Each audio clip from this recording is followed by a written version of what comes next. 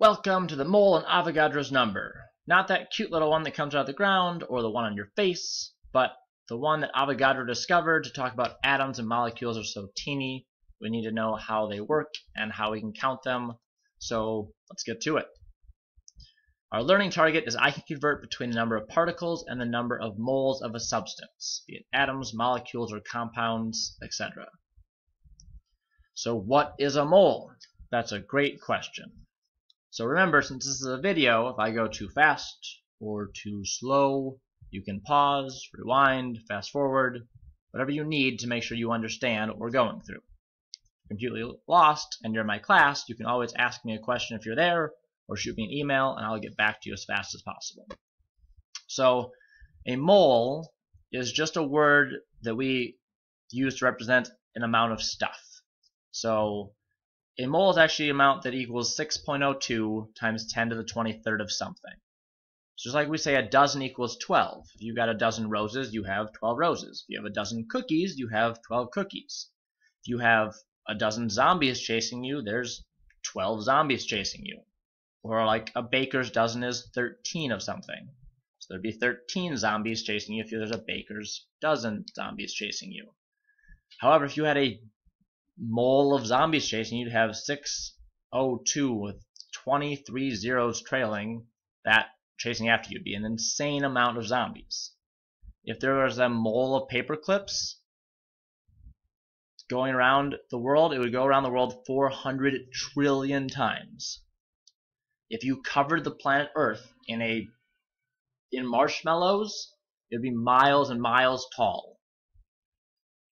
However, if you put a mole of water molecules into a beaker, like the one down the bottom left of this screen, it only goes up like 20 milliliters high. That's how teeny atoms and molecules are.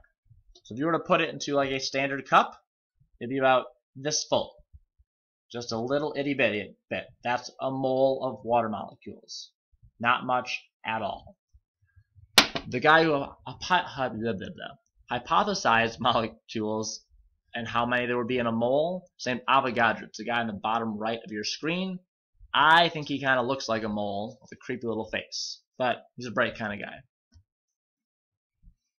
Yep, there's that arrow pointing to the water. So how big is an atom really?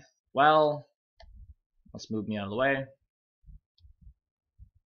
So atoms are really teeny, and so we have a scale here to show that if a person sitting down is about a meter tall, 10 to the 0 meters, that a blood cell is about 10 to the negative 6th meters, 0.000001 meters.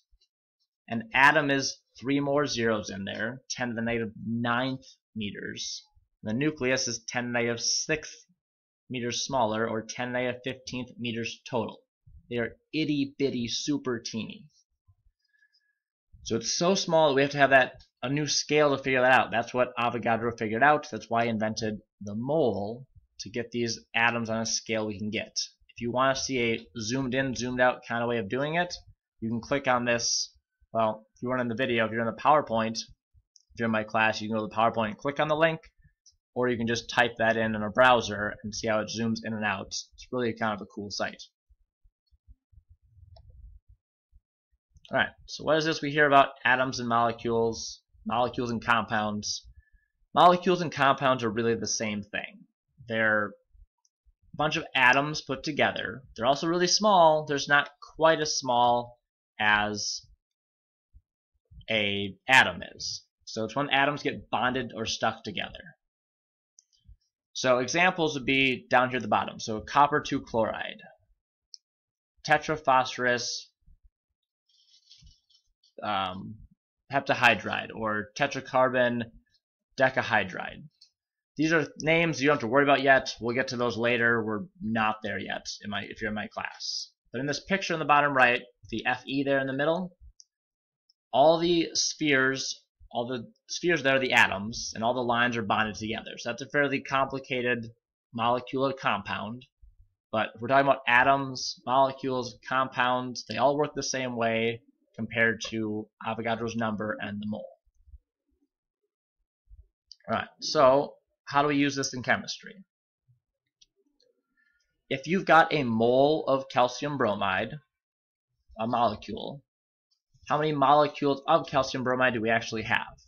Well, if we've got a dozen calcium bromide molecules, we actually have 12. So we have a mole of them, just means how many of them do we have?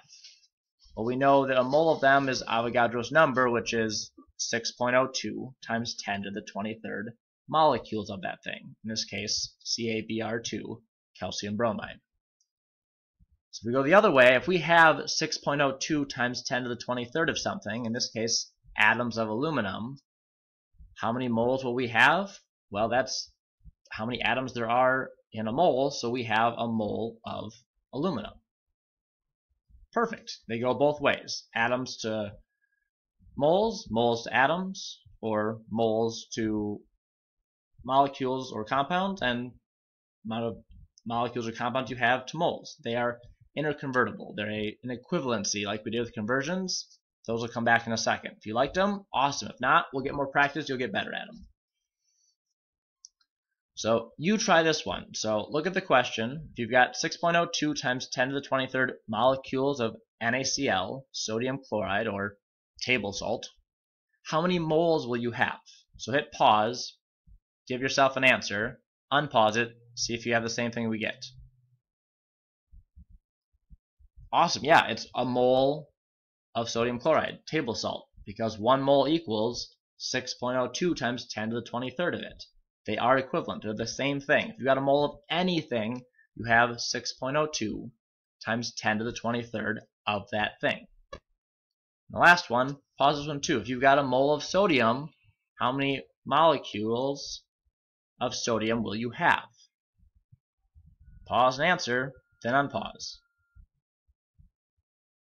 Yep, you've got 6.02 times 10 to the 23rd molecule of sodium. They are the same thing. It's just a unit of stuff. Alright, so let's look at it this way. We know that 1 mole of anything equals 6.02 times 23 of anything. 1 dozen of anything equals 12 of anything.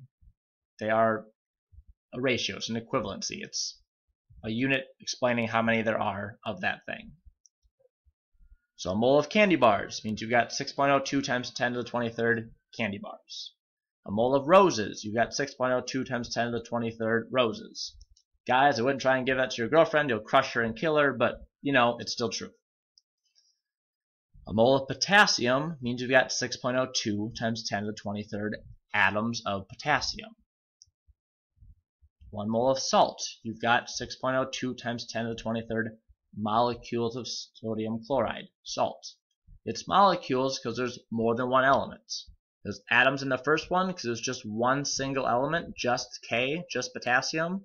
It's molecules down below because we've got Na, which is one element, and Cl, which is another element. That makes it a molecule or a compound. Either one would make that correct. Alright, so if we've got 2.56 times 10 to the 25 atoms of calcium, we want to know how many moles we'd have. So step 1, we need to write down what we're given in the problem. That's a great step for almost any chemistry problem. So we put 2.56 times 10 to the 25th atoms of calcium. And we'll set this up like a standard conversion problem. We'll put a times thing and a line for a unit on top and units on bottom. That's our first step. When you've got that, unpause the video. Step 2, determine what equals atoms. So we got to know, we've got our 6.02 times 10 to the 23rd atoms of calcium in this case is equal to something. It's got to be equal to, in this case, our mole of calcium. We're going to set up our equivalencies. 1 mole of calcium equals atoms, or 6.02 times 10 to the 23rd atoms of calcium. Now note, you could write that backwards and say that 1 mole of calcium equals 6.02 times 10 to the 23rd atoms of calcium. Both of those are true. We need to put the one on the bottom of this one that's going to cancel out our units. So when we cancel the bottom units here, our atoms are on top when we start. Atoms of calcium, that whole thing is a unit. We have atoms of calcium on the bottom here to make sure they cancel. The other side of our equivalency, the thing we wrote in step 2, goes on top. So moles of calcium. I highly, highly, highly recommend you put the units in first, then the numbers. If students do it the other way around, they usually get it wrong, and that becomes a problem.